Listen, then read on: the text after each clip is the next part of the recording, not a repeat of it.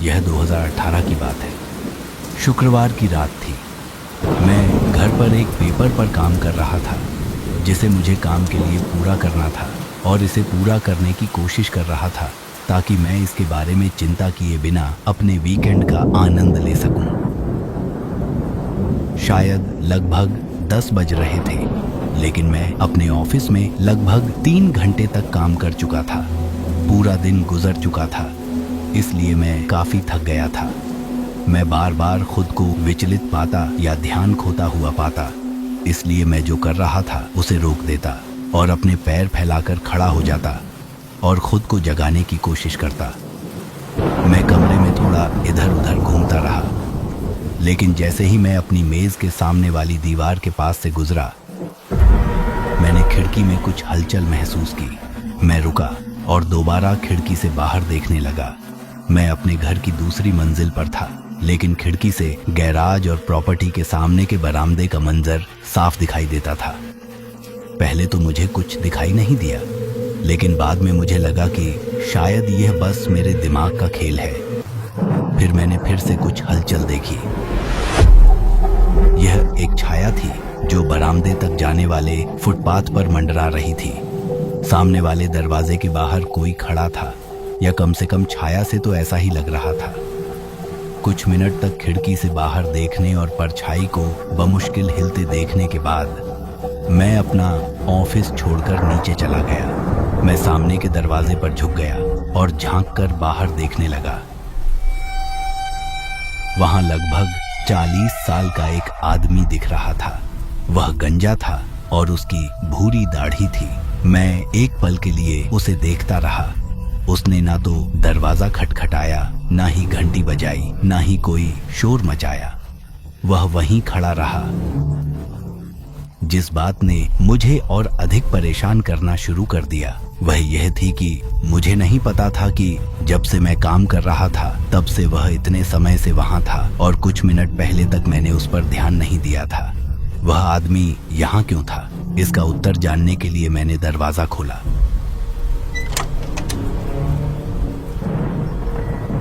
मैं तुरंत अचंभित हो गया क्योंकि वह आदमी जरा भी नहीं हिला।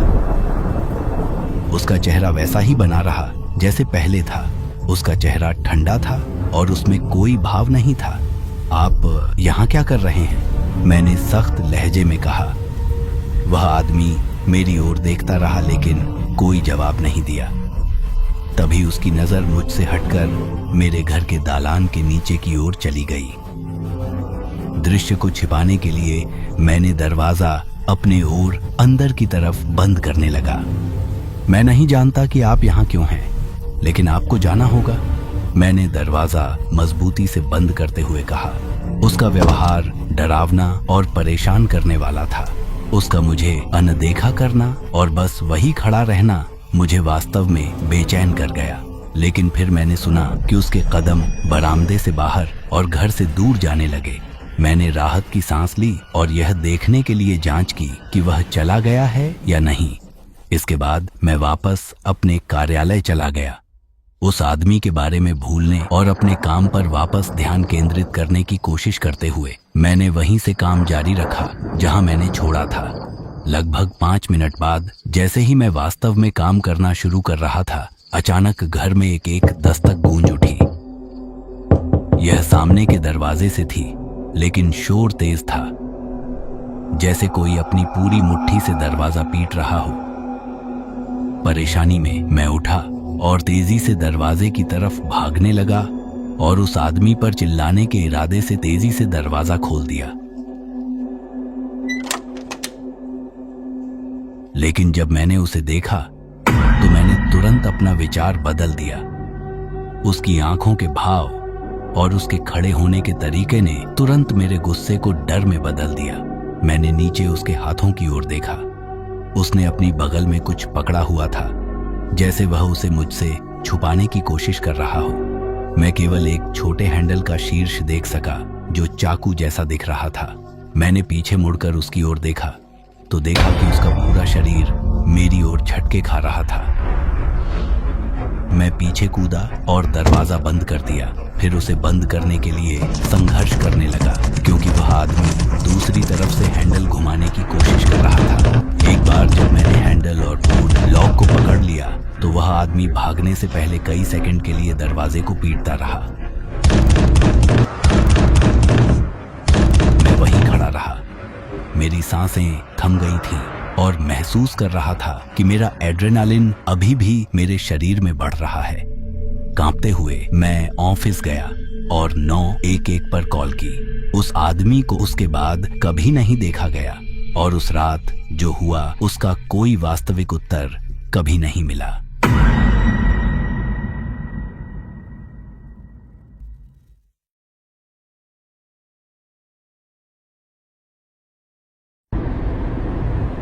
पिछली सर्दियों में मैं कॉलेज के अपने कुछ दोस्तों से मिलने के लिए यात्रा पर गया था। ड्राइव 18 घंटे की थी, इसलिए मैंने इसे 9 घंटे के 2 ड्राइव्स में किया। रास्ते में एक एयरबीएनबी पर रुकता था। वापसी में भी यही स्थिति थी, लेकिन मैंने केवल मनोरंजन के लिए इस बार एक अलग एयरबीएनबी बुक किया था। मैंने सोचा कुछ अलग अलग क्षेत्रों और अलग अलग स्थानों को देखना अच्छा रहेगा। वैसे भी भारी बर्फबारी के कारण काफी देरी हो चुकी थी और मैं रात 9 बजे तक शहर नहीं पहुंच पाया। यह एक बहुत छोटा सा एरिया था जिसके बारे में मुझे पहले से ही पता था, क्योंकि 18 घंटे की ड्राइव के आधे रास्ते पर कोई बड़ा शहर नहीं था। पिछला एयरबीएनबी भी एक छोटे शहर में था, लेकिन यह काफी छोटा था। कुछ दुकानें सड़क के किनारे थीं, लेकिन सभी घर या तो खेतों में थे या बहुत दूर दूर थे।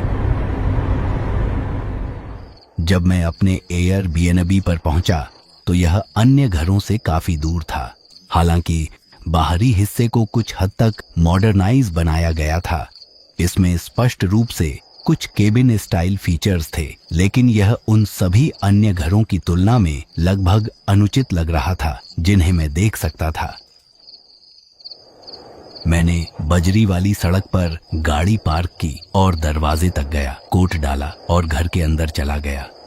मैंने अंदर की तस्वीरें ऑनलाइन देखी थीं और वह लगभग वैसी ही दिख रही थी। मैं चारों ओर गया और सभी कमरों की जांच की, फिर अपना सामान बेडरूम में रखा और बाहर सोफे पर चला गया। जैसे ही मैं बैठा और रिमोट उठाया, मुझे अपने ठीक पीछे से टैपिंग की आवाज सुनाई दी। मैंने जल्दी से अपना सिर घुमाया और खिड़की के बाहर एक महिला को शीशे पर अपना हाथ थपथपाते हुए देखा। उसके बाल बिखरे हुए और लंबे थे और उसकी आंखों में एक पागलपन जैसा भाव था।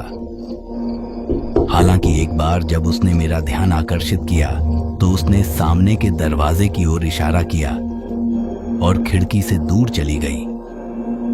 मैं उठा। अभी भी अचानकपन के कारण मेरा दिल धड़क रहा था। मैं दरवाजे की ओर बढ़ा, यह जानते हुए कि यह कोई बूढ़ी औरत थी। मुझे बिल्कुल डर नहीं लगा, लेकिन मैं निश्चित रूप से सुरक्षित भी महसूस नहीं कर रहा था। मैंने उससे बात करने के लिए दरवाजा थोड़ा सा खोल दिया।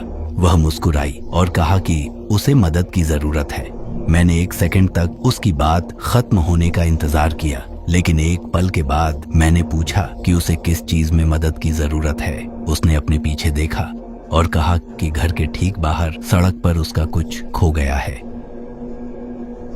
मैंने बाहर देखा। एयरबीएनबी की धीमी रोशनी की वजह से मैं कुछ भी नहीं देख पा रहा था। मैं वास्तव में निश्चित नहीं हूं कि मैं इसमें मदद कर सकता हूं, मैंने कहा। उसके चेहरे से मुस्कुराहट गायब हो गई और फिर उसने सड़क पर कुछ खो जाने की बात को दोबारा दोहराया। वह फिर से बिल्कुल वही शब्द दर शब्द दोहरा रही थी। हाँ, मुझे पता है। मुझे नहीं लगता कि मैं मदद कर सकता हूँ, क्षमा करें। मैंने दरवाजा बंद करते हुए फिर से कहा। मैंने 1 मिनट तक इंतजार किया, जब तक कि मुझे उसके जाने की आवाज नहीं सुनाई दी। फिर मैं सोफे पर वापस चला गया। मुझे नहीं पता था कि वह कोई पागल महिला थी या कुछ और मामला चल रहा था, लेकिन यह शहर से शुरुआत कराने का एक बहुत ही अजीब तरीका था। मैं आराम से बैठा और टीवी चालू किया। मैं 11 बजे तक कुछ शो देखता रहा। जब मैं बिस्तर पर गया मुझे लगा कि मैं अब भी थोड़ा बेचैन महसूस कर रहा था, क्योंकि मुझे सोना मुश्किल लग रहा था। मुझे बस इतना याद है कि पूरे 1 घंटे तक मैं बिस्तर पर बेचैनी से लेटा रहा। फिर आधी रात में किसी आवाज की वजह से अचानक उठ गया। घर के सामने से एक आवाज आ रही थी। यह थोड़ा सा था, लेकिन घर के बाकी हिस्सों की शांति के कारण यह अलग दिख रहा था। जैसे ही मैं बिस्तर से उठा और घबराकर दालान से नीचे चला गया और देखा कि यह कहां से आ रही थी, मेरा ध्यान तुरंत पहले वाली महिला पर गया, सामने वाले दरवाजे पर। मैं उसे रोकने के लिए दौड़ा, लेकिन जैसे ही मैंने अपने शरीर से दरवाजा रोकने की कोशिश की, दरवाजा और भी तेजी से हिलने लगा। मैंने अपना सारा वजन दरवाजे पर दबा दिया, क्योंकि दूसरी तरफ जो भी था वह भी ऐसा ही कर रहा था। एक बहुत सेहतमंद आदमी हूं, इसलिए जो कोई भी वहां था वह भी बहुत ही सेहतमंद और ताकतवर लग रहा था, क्योंकि एक पल के लिए ऐसा लगा कि वे वास्तव में मुझ पर हावी हो सकता है और दरवाजा खोल सकता है। लेकिन कुछ देर धक्का देने के बाद उसने हार मान ली और तेजी से भाग गया। मैंने दरवाजा बंद कर दिया और खिड़की की ओर भागकर यह देखने की कोशिश की कि वे कौन है, लेकिन वह पहले ही रोशनी पार कर चुका था। मैंने एक पल के लिए अपने फैसले के बारे में सोचा, फिर बेडरूम से अपना सामान लेने के लिए दौड़ा और दौड़ते हुए अपनी कार के पास चला गया और गाड़ी लेकर वहां से निकल गया। मैं अब उस घर में नहीं रहना चाहता था और मैं जानता था कि ऐसे छोटे शहर में पुलिस उतनी मददगार नहीं होती।